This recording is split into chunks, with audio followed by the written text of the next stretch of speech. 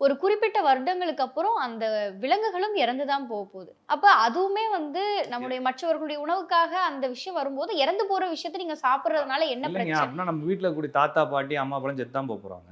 இல்லைங்களா? அப்ப நம்ம அவங்கள என்ன செய்றதுங்க? இல்லைங்களா? அ அது எதையாச்சும் ஒரு காரணம் சொல்லக்கூடாது.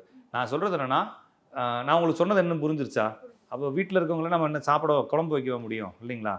அது அது எதுக்கு அவங்க செத்து போச்சுன்னா நம்மளுக்கு என்னங்க கவல?